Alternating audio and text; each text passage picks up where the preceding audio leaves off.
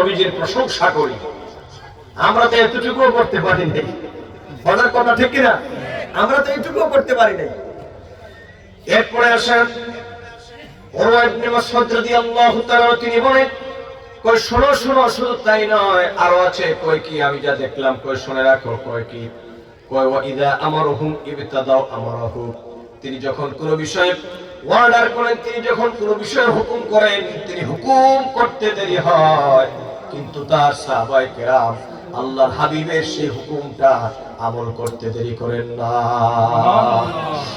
যুবক শুনে যাও, নবীজি কেন বললেন আমার সাহাবীদের অনুসরণ করবা, আমার মহব্বত শিখতে হলে আমার সাহাবায়ে কেরামদেরকে ভালোবাসবা? কেন নবীজি বললেন?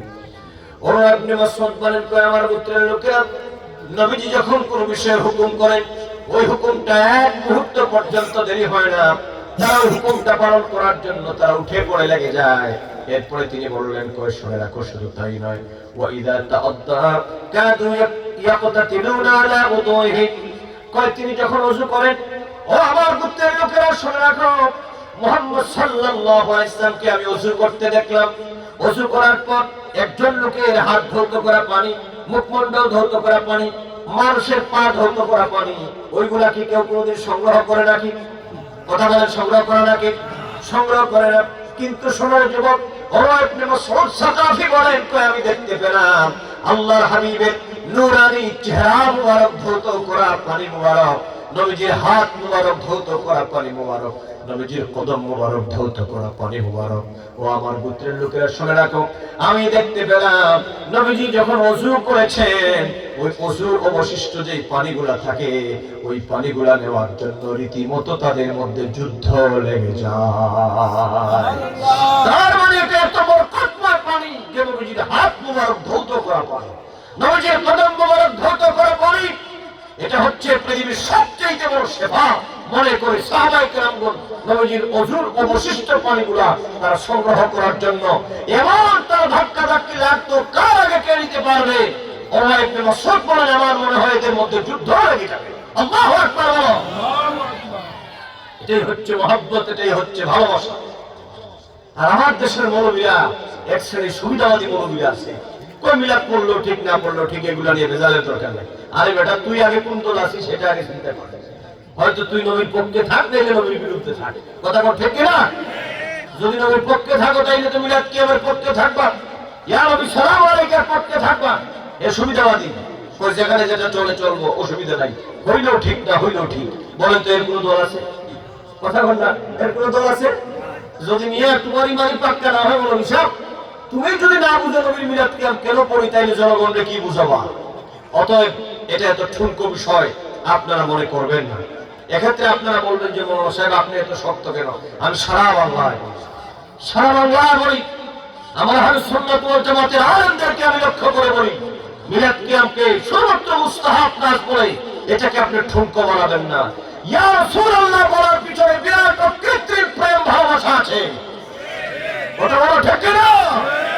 একজন লোক আল্লাহর হাবিবকে কৃত্রিম ভালোবাসা আর প্রেম তার হৃদয়ে না থাকলে নবীর মহব্বতে দাঁড়িয়ে নবীকে সালাম দিতে পারে?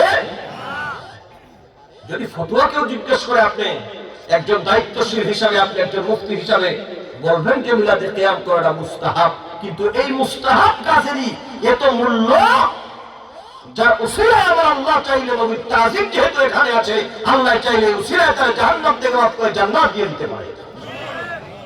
এই জন্য আমরা এই বিষয়টাকে এত গুরুত্বের সাথে আমরা চিন্তা করা দরকার। কথা কোন ঠিক কিনা? বাবা ঠিক কিনা? দেখো সাহাবীরা নবীকে কি পরিমাণ সম্মান এবং তাজিম প্রদর্শন করেছেন। এরপরে উরওয়া ইবনে মাসউদ বলেন, কই শোনো, আরো আছে, কয় কি ওয়া ইযা তাকাল্লামা খাফাদু আসওয়াতাহুম ইনদাহু, কয় তিনি যখন কথা বলেন তার সামনে দেখলাম তার সাহাবীরা এত আদবদার, এত ভালো মানুষ তার সাহাবীরা। কয় তিনি যখন কথা বললেন হাজার হাজার সাহাবায়ে কেরামদেরকে তার সামনে জড়ো হতে দেখলাম, কিন্তু কোন একটা সাহাবীর জবান থেকে আমি বিন্দু পরিমাণ কোন আওয়াজ শুনতে পাই নাই। সুবহানাল্লাহ। মানে আল্লাহর হাবিব যখন কথা বলেন, পিন পতন নীরব হয়ে যায়। এই পিন পতন নীরবতার মধ্যে তিনি যখন কথা বলেন, মনে হয় তিনি ছাড়া যেন সেখানে আর কেউ নাই। এই পরিমাণ সম্মান এবং তাজিম করে নবীজি সাহাবায়ে কেরাম। উরওয়া ইবনে মাসউদ সাকাফি কয় শুনে রাখো, সবচেয়ে আশ্চর্যজনক যে বিষয়টা কয় কি, কয় শুনে রাখো তোমরা, ওয়ামা ইউহিদ্দুনা ইলাইহিন নাযরা তাযীমান লাহু। কয় নবীজির সামনে সাহাবায়ে কেরামগণ তারা দাঁড়িয়ে আছে, কিন্তু এমন দৃষ্টিতে তারা তাকায় না যে তাকানোর কারণে নবীজির প্রতি সম্মান মর্যাদার হানি হয়। তার মানে মুহাদ্দিসিনে কেরামগণ ব্যাখ্যা করেছেন, অপলক দৃষ্টিতে তারা তাকিয়ে থাকে, এদিক সেদিক তাকায় না, মানে চক্ষুটা পর্যন্ত এদিক সেদিক তাকায় না, কারণ নবীজির নজর থেকে আমার চেহারাটা যেন এক মুহূর্তের জন্য যেন নবীজির নজর থেকে মাহরুম হয়ে না যায়। কত মহব্বত ছিল। এক সাহাবীর ঘটনা আমার মনে পড়ে গেল। নবী করিম সাল্লাল্লাহু আলাইহি ওয়াসাল্লামের ইন্তেকাল শরীফের পরে, ছাত্র জীবনে পড়েছিলাম, নবীজির ইন্তেকাল শরীফের পরে তিনি আল্লাহর কাছে দোয়া করছে, আল্লাহ ও মাহবুব, আমার যে চোখ দিয়ে তোমাকে আমি দেখি নাই কোনোদিন, কিন্তু তোমার হাবিবকে আমি দেখছি গো আল্লাহ। আল্লাহ তোমার হাবিবকে আমার চোখ দিয়ে দেখছি গো মাহবুব, এর চাইতে পৃথিবীতে আমার আর সৌভাগ্যের কোনো বিষয় নাই। অতএব আল্লাহ তোমার হাবিব চলে গেছে, আমার এই দৃষ্টি দিয়ে আমি সেকেন্ড আর কোন সৃষ্টি দেখতে চাই না। আমার নবীকে প্রাণ ভরে আমি দেখেছি, আমার নবীর দিদার পেয়ে আমার কলিজা ঠান্ডা হয়ে গেছে। আল্লাহ এবার তুমি আমার দৃষ্টিটা অন্ধ করে দাও। আল্লাহু আকবার বলেন। সাহাবী আল্লাহর কাছে দোয়া করলেন, শেষ পর্যন্ত সাহাবীর দৃষ্টি শক্তি কমে গেল। এর নাম মুহাব্বত, এর নাম কি? এর নাম তাজিম, এর নাম সম্মান। কথা বুঝার আগে মিয়া ফাল দাও, নবীজিকে তাজিম করলে বিদআতটা শিরক হয়ে যাবে। এর সাথে বিদআত শিরকের কোনো সম্পৃক্ততা নাই, বরং নবীকে সম্মান করলে ঈমানের নূর দিন দিন আমরা আল্লাহ বাড়াই দিই। সুবহানাল্লাহ ওয়া সুবহান। একটু জিকির পড়েন, লা ইলাহা ইল্লাল্লাহ, লা ইলাহা ইল্লাল্লাহ, লা ইলাহা لا إله إلا الله محمد رسول الله صلى الله عليه وسلم। আসেন, সময় কমে গেছে, আর 5-10 মিনিট আমি কথা বলবো। নবীর ভালোবাসার কথা বলতে বলতে শেষ করা যাবে না, এটা বিরাট সুন্দর। তাফসীরে রুহুল বায়ানের মধ্যে এসেছে, আল্লামা ইসমাঈল হক বসরি রাহমাতুল্লাহি আলাইহি তিনি বর্ণনা করেছেন, আলেম ভাইরা আছেন, ভারতের প্রেসিডেন্ট সুলতান মাহমুদ গজনবী, গজনির প্রেসিডেন্ট সুলতান মাহমুদ গজনবীর নাম কি আপনারা শুনেছেন? শুনেছেন আপনারা? অবশ্যই শুনেছেন, বহুবার শুনেছেন। আমরা লোকটার জন্য মহব্বত করি, আল্লাহর কাছে দোয়া করি, তিনি আল্লাহর বড় নেগাহবান ছিলেন, বড় ওলি আল্লাহ ছিলেন। নবীর তাজিম কারে কয়েকটা ছোট্ট ঘটনা আমার মনে পড়ে গেছে, আপনাদেরকে শোনাই। আমার ভাইয়েরা, সুলতান মাহমুদ গজনবী একজন বৃত্ত ছিল, মানে পিএস, তার নাম ছিল আয়াস। তার নাম কি? ওই যে কবি বলছেন, এক হি সফ মে খড়ে হো গয়ে মাহমুদ আয়াস, এক হি সফ মে খড়ে হো গয়ে মাহমুদ আয়াস, না কোই বান্দা রহা और না কোই বান্দা নাস। ওনার বৃত্ত ছিল, মানে খাদেম ছিল আয়াস। ওই আয়াসকে আল্লাহ একজন ছেলে দান করেছিলেন, ওই ছেলেটার নাম তিনি রাখলেন। আমি কি নাম রাখবো? আমার দয়াল নবীর গোলামী হিসাবে আমার ছেলেটার নাম রাখলাম মুহাম্মদ। সুবহানাল্লাহ। কি নাম রাখলেন? যুবকরে, নবীর ভালোবাসা কারে করে শোনো। গজনির প্রেসিডেন্ট সুলতান মাহমুদ গজনবীর কথাটা আমি নেসার আমাদের কথা নয়, ইসমাঈল হক তিনি তার তাফসীরে রুহুল বায়ানে বর্ণনা করেছেন। দিলের মধ্যে গেঁথে রাখবো, আর নবীর তাজিম আর ভালোবাসা কারে কয়, চিন্তা করব। একবার সুলতান মাহমুদ গজনবী তিনি ওযু করবেন, ওযু করার জন্য তার পানির প্রয়োজন। তিনি তার বৃত্ত আয়াসকে ডাকলেন। আয়াসকে ডাক দেওয়ার পরে তিনি সামনে নাই, সামনে তিনি দেখতে পেলেন তার ছেলে মোহাম্মদ। তার ছেলে মোহাম্মদকে বললেন, তুমি আমার জন্য 1 লোটা পানির ব্যবস্থা করে দাও, যাতে আমি ওযুটা করতে পারি। এবার তার ছেলে কি করলো? 1 লোটা পানি তিনি দিলেন। দেওয়ার পরে ছেলেটা তিনি চলে গেলেন বাবার কাছে, গিয়ে বলতেছেন, আব্বা প্রেসিডেন্ট বাদশাহ মহোদয়কে আমাদের উপরে নারাজ নাকি? কয় কেন? কয় আমার নামটা ধরে তিনি ডাক দিলেন না, বললেন তুমি আমার জন্য 1 লোটা পানি দিয়ে দাও। আপনারা বলেন তো দেখি, আপনার যদি ছোট কেউ হয়, আপনার ওয়াইফ বা আপনার ভাই, আপনি যদি বলেন এই তুমি আমার জন্য এই কাজটা করো এটা, আর যদি বলেন আব্দুর রহমান ভাই আমার জন্য এই কাজটা করো, দুইটার মধ্যে একটু বেশ কম আছে না নাই? কথা বলেন আছে না নাই? সুলতান মাহমুদ গজনবীর ছেলে, ওনার নাম তো মোহাম্মদ। আমার কাছে গিয়ে বলে আব্বা আমার নামটা ধরে তিনি ডাক দিলেন, আমারে বলেন তুমি আমার জন্য 1 লোটা পানি দাও। মৃত্যু চিন্তা করে ব্যাপার কি বাদশাহ কি আমার কোনো কাজে নারাজ হলেন না? যুবক শোনো, ভালোবাসা তাজিম করে কর। আল্লাহ তাদেরকে মর্যাদাও দিয়েছেন, নবী প্রেমের দরিয়াও তাদের দিলের ভিতরে, সিনার ভিতরে দান করে দিয়েছেন। এবার সুলতান মাহমুদ গজনবীর বৃত্ত আয়াস চিন্তা করতেছে, কয় হ্যাঁ কথা তো ঠিকই, আমার ছেলেটারে নাম ধরে ডাকে, কিন্তু আজকে নাম ধরে ডাকল না, তার কারণটা কি? তিনি তার ছেলেটারে নিয়ে সুলতান মাহমুদ গজনবীর সামনে আসলেন। আসার পরে দেখতেছেন তিনি ওযু মোবারক করতেছেন। ওযু শেষ করার পরে তিনি বাইরে আসলেন। এবার বৃত্ত আয়াস ডাক দিয়ে বলে, কয় জাহাপনা আপনার কাছে আমি একটা কথা জানতে চাই। কয় কি কথা? কয় জাহাপনা আমার ছেলেটা তো আপনার সাথে কোনো বেয়াদবি করেছে নাকি? আপনার মন খারাপ নাকি? বা আমার কোনো আচরণে আপনার মনে কোনো কষ্ট আছে নাকি? কয় কেন? কয় হুজুর আমার ছেলেটার নাম তো মোহাম্মদ, আপনি আমার ছেলেটার নাম না বলে বললেন তুমি আমার জন্য 1 লোটা ওযুর পানির ব্যবস্থা করে দাও।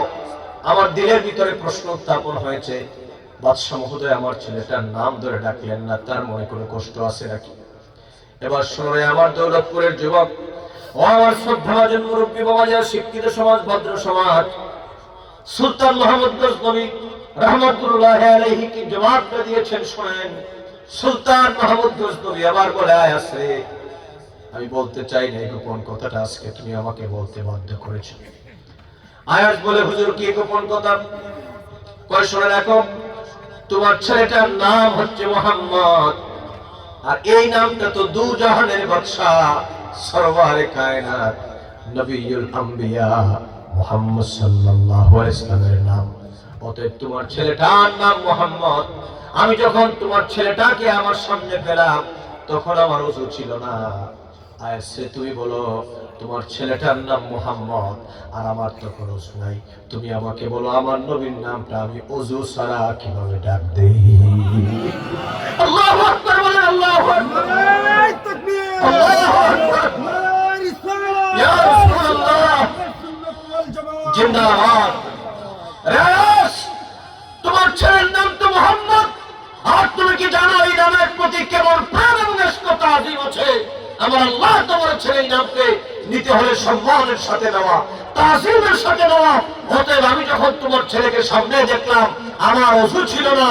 আয়াস তোমার ছেলের নাম যেদিন থেকে মোহাম্মদ রেখেছো সেদিন থেকে আমি ওযু ছাড়া কোনোদিন তার ডাক দেই নাই। এই ভালোবাসার দলিল মৌলবী তুমি কি দিয়ে দিবা? এই প্রেমের দলিল তুমি কি দিয়ে দিবা? এরই নাম মুহাব্বত, এরই নাম তাজিম। আল্লাহু আকবার, আল্লাহ। অতএব আল্লাহ বলেছেন এই জন্য লিতুমিনু বিল্লাহি ওয়া রাসূলিহি ওয়া তুআশশিরুহু ওয়া তুওয়াক্কিরুহু ওয়া তুসাব্বিহুহু বুকরাতান ওয়া আসীলা। তোমরা যারা আমার নবীর উপর ঈমান এনেছো তোমাদের প্রথম দায়িত্ব হচ্ছে দুনিয়ার সব কিছুর চাইতে আমার নবীকে তাজিম করবা। আল্লাহু আকবার বলেন। এই তাজিমের আরেকটা দৃষ্টান্ত দিয়ে আমার বক্তৃতা শেষ। হযরত আবু বকর সিদ্দিক রাদিয়াল্লাহু তাআলার নাম কি আপনারা শুনেছেন? এটা হযরত তাড়াতাড়ি শুনেছেন? তিনি কে? তিনি হচ্ছেন আফদালুন নাস বাদাল আম্বিয়া। সমস্ত নবীদের পরে সমস্ত মানুষের উপরে যার মর্যাদা তিনি হচ্ছেন হযরত আবু বকর সিদ্দিক। কথা বলেন না, রাদিয়াল্লাহু তাআলা। যার ব্যাপারে আমার নবী বলেছেন আবু বকর ফিল জান্নাহ। আবু বকর জান্নাতের মধ্যে বৃদ্ধদের প্রতিনিধিত্ব করবে। আল্লাহ পাকের হাবিব সেই ঘোষণা করে দিলেন। সেই সিদ্দিকে আকবর নবীর প্রতি তাজিম কেমন ছিল শুনুন। তাফসীরে রুহুল বয়ানে এই রওয়ায়াতটা এসেছে। হযরত আবু বকর সিদ্দিক রাদিয়াল্লাহু তাআলার বেলায় বলা হয়েছে লাম্মা সামিয়া কাউলুল মুআদ্দিন أشهد أن محمدا رسول الله فقال قرة عيني بك يا رسول الله فقبل الأقلتين السبوتين ومسح على عينيه فقال النبي صلى الله عليه وسلم من فعل مثل ما فعل خليلي فقد حلت لكم شفاعتي উচ্চ আওয়াজে বলেন ইয়া রাসূলুল্লাহ। আমার দৌলতপুরের জনগণ ও যুবক ভালো করে শুনে যাও, আল্লাহর হাবিবের মহব্বত কারিগর হযরত বেলাল রাদিয়াল্লাহু তাআলা তিনি মসজিদের মধ্যে আযান দেওয়ার জন্য প্রস্তুতি নিচ্ছেন, আর হযরত আবু বকর সিদ্দিক রাদিয়াল্লাহু তাআলা তিনি পাশেই ছিলেন। হযরত বেলাল রাদিয়াল্লাহু তাআলা তিনি আযান দিচ্ছেন, এবার মসজিদের মিনারের মধ্যে দাঁড়িয়ে আযান দিচ্ছেন, আল্লাহু আকবার আল্লাহু আকবার আশহাদু আল্লা ইলাহা ইল্লাল্লাহ। এরপর তিনি বললেন আশহাদু আন্না মুহাম্মাদুর রাসূলুল্লাহ। এই কথা যখন হযরত আবু বকর শুনতে পেলেন, এবার আসেন লাম্মা সামিয়া কাউলুল মুয়াজ্জিন আশহাদু আন্না মুহাম্মাদুর রাসূলুল্লাহ। হযরত আবু বকর শুনতে পেলেন মুয়াজ্জিন মানে মুয়াজ্জিনুর রাসূল বেলাল তিনি তার মধুর কণ্ঠে বললেন আশহাদু আন্না মুহাম্মাদুর রাসূলুল্লাহ। এখানে আমার নবীর শাহাদাতের রিসালাতের শাহাদাতের বাণী তিনি উচ্চারণ করেছেন।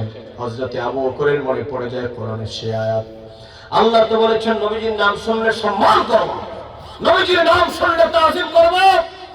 অতএব আবু বকর সিদ্দিক রাদিয়াল্লাহু তাআলা মনে পড়ে যায় সেই কথা। এখন তিনি তাজিমটা কিভাবে করবেন? তিনি চতুর্দিকে তাকায় দেখেন ওনার সামনে নবীজি দাঁড়ানো নাকি, সুবহানাল্লাহ করলেন। এবার তিনি বললেন হযরত আবু বকর বেলালের কণ্ঠে যখন আবার তিনি শুনলেন আশহাদু আন্না মুহাম্মাদুর রাসূলুল্লাহ, হযরত আবু বকরের ভিতরে কৃত্রিম প্রেম ডাকলো, নবীজির প্রতি ভালোবাসা উদ্বেলিত হলো। এবার হযরত আবু বকর সিদ্দিক রাদিয়াল্লাহু তাআলা বললেন কুররাতু আইনি বিকা ইয়া রাসূলুল্লাহ। ওগো নবী আমার, যদিও আমি আবু বকরের সামনে নাই, কিন্তু নবী গো আপনি হলেন আমি আবু বকরের চোখের মণি। যেই রকম করে ইয়া রাসূলুল্লাহ নবী গো ইয়া রাসূলুল্লাহ, যেই রকম করে আমার চক্ষু থেকে আমার মনিটারে আলাদা করা সম্ভব নয়, আমি আবু বকরের জীবন থেকে এক মুহূর্তের জন্য আপনি নবীকে আলাদা করা সম্ভব নয় ইয়া রাসূলুল্লাহ। এজন্যই বললেন কুররাতু আইনি বিকা ইয়া রাসূলুল্লাহ, নবী আপনি আমার চোখের মণি।